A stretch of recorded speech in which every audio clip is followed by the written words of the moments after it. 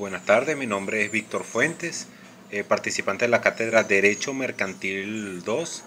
Eh, Les voy a hablar sobre lo que es la quiebra. La quiebra es aquella situación en la que se encuentra un patrimonio que es incapaz de satisfacer las deudas que pesan sobre él. Existe una deuda para con unos acreedores o trabajadores y no se poseen los recursos suficientes para pagar todo lo que tienen derecho a que se les pague. La quiebra puede ser abordada desde un punto de vista económico, pues efectivamente es una situación económica la que está presente. Un patrimonio incapaz de satisfacer las deudas, pero también lo podemos observar desde un punto de vista jurídico, pues viene a ser una protección que se otorga al crédito, es decir, una protección a los acreedores para que en este escenario se les otorgue un tratamiento igualitario en la comunidad de las pérdidas, estableciendo normas para la liquidación de su patrimonio en beneficio de sus acreedores, en proporción y hasta concurrencia de los créditos de cada uno, según los derechos legítimamente adquiridos y que se han conservado, ¿no? Este sería, según el autor Emilio Sacarano, un enfoque de la quiebra como instituto jurídico, pues existe una regulación de esas relaciones de derecho caracterizada por normas para liquidar ese patrimonio a ser distribuido equitativamente entre quienes tienen derecho a ser pagado. De igual forma, Sacarano plantea otra perspectiva al ver la quiebra como un proceso donde existe un conjunto de normas y actos procesales dirigidos a la liquidación del patrimonio y su reparto entre los acreedores, quienes se organizan bajo el principio de la comunidad de pérdida anteriormente indicado.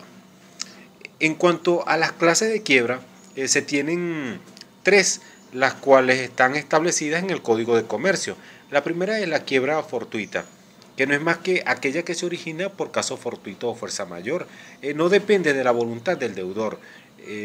Es una situación inesperada, como por ejemplo un terremoto, una inundación que origina una destrucción considerable en el patrimonio que hace imposible la cancelación de las deudas. Es decir, existe una cesación de pago.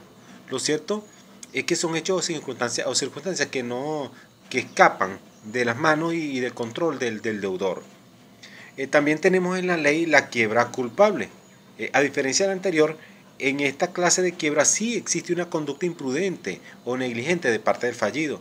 Claro está que deberá ser probada. Una de las maneras es verificar el estilo de vida del fallido y observar los gastos comunes como aquellos gastos domésticos, los personales, si malgastó en juegos, en apuestas, en compras exorbitantes, entre otras, ¿no?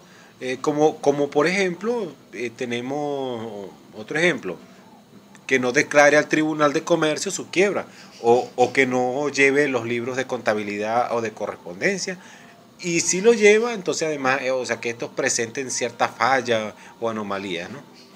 Una tercera y última clase de quiebra presente en el Código de Comercio, artículo 915, es la quiebra fraudulenta, donde existen una serie de acciones realizadas por el fallido para perjudicar a sus acreedores, así como lo que es la quiebra culpable. La quiebra fraudulenta también debe ser probada. En tal sentido, la ley establece ciertas situaciones para que se declare como tal.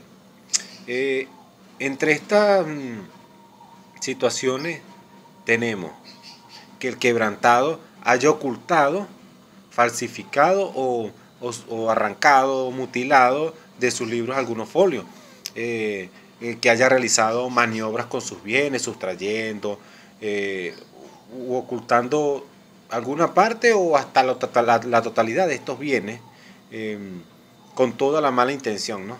O también si tiene también registrada en sus libros, en documentos, alguna deuda que en realidad no tiene.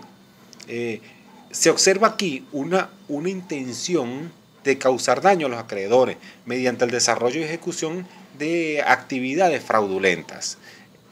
Ahora, en relación al procedimiento de quiebra, les presento el siguiente esquema, donde se puede apreciar en primer lugar el concepto de quiebra, eh, es el estado jurídico en que un comerciante se coloca cuando por déficit de operaciones suspende los pagos de sus deudas, o sea, incapacidad de pago. Luego se observan los requisitos o condiciones que deben existir para que se pueda configurar y considerar la quiebra. En primer lugar, bueno, la condición de comerciante. Segundo, lo que es la cesación de pagos por parte del deudor, la naturaleza mercantil de las obligaciones exigibles, el comerciante no debe estar en estado de atraso. Bueno, son los requisitos que debe cumplir y condiciones. Posteriormente observamos acá las clases que ya les acabo de explicar, que son las fortuitas, por fuerza mayor, la culpable viene tanto con lo que es la caracterizada por la negligencia y la fraudulenta caracterizada por la mala fe. La quiebra solo puede ser declarada por el juez, no pueden las partes, no, me declaro en que no, solicítela, el juez solamente es quien está capacitado, facultado para hacerlo.